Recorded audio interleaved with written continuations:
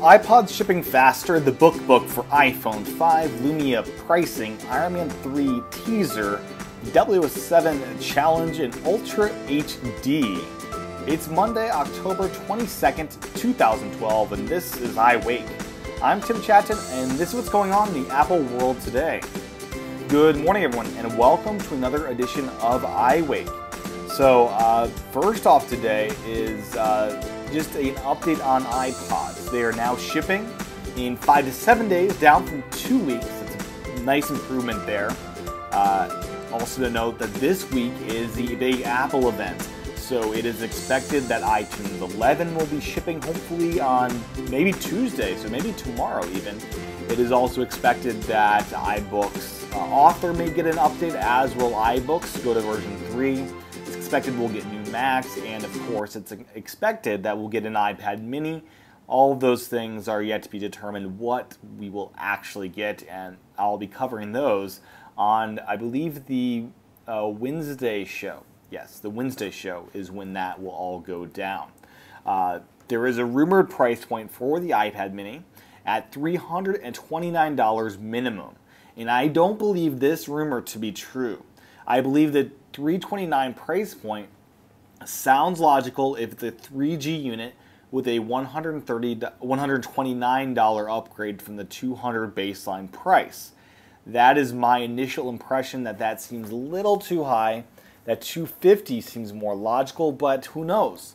This could be accurate, as it's $29 more than the new iPod Touch, but I still don't see this as an entry-level price point by any means. So we will see on Tuesday who is right and who is wrong. Speaking of the Apple stores, is the fact that iPhone 5 cases are now available in many of your local Apple stores. So if you go to Apple stores, that is something that is available now, iPhone 5 cases. So good news there if you are an owner of one of those devices. Now, speaking of iPhone 5 cases, is one of my favorite cases for the iPhone 4S, and that is the BookBook. It is a wallet case that I have for my 4S, and they're updating it for the 5. It's coming out in November. Now, the big thing about this, it will finally include a camera hole. So the current one, it's basically a book, wallet style case.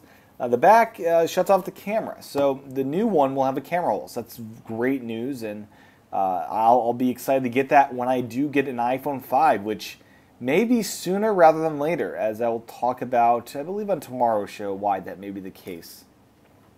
So with all that said, let's move on to competitor news. First up is Facebook and Twitter.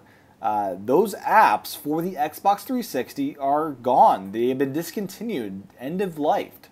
Microsoft recommends that you now will go to the web browser to access those services on your Xbox. So there you go. And another Xbox, or I should guess Microsoft news is what I should say there, is the Lumia 920. Pricing has been announced at $150 for the phone. That is a nice price, and hopefully it'll enable it to sell fairly well, as it is one of the flagship Windows Phone devices. So there you go, the Lumia 920 shipping maybe next month. We will see. Last up, in quote-unquote competitor news, is something of a partner almost, that of T-Mobile. They have discontinued their 200 megabyte smartphone data plans in favor of the 2 gigabyte as the minimum. So 2 gigabytes comes in at $20, I believe, and that's the minimum for data on T-Mobile now. Closing out the show, I've got a variety of different news stories. First up is Sketch. The Mac app recently got the version 2.0 update, and that update got rid of this menu bar icon, which was one of the most helpful things for me, and it's been added back. The latest update to the Sketch version 2.0.2 includes the Sketch menu bar, which lets you take screenshots and use keyboard shortcuts even when Sketch isn't running. There are two ways you can use Sketch from the menu bar. You can either click on the heart icon and choose the option you want, or you can simply use one of the keyboard shortcuts to take a screenshot of the entire screen or just a portion of it. In addition to the menu bar helper, they've also added text editing improvements and made the app more reliable. It's available now from direct download on Evernote's website or the Mac App Store. That will be available soon.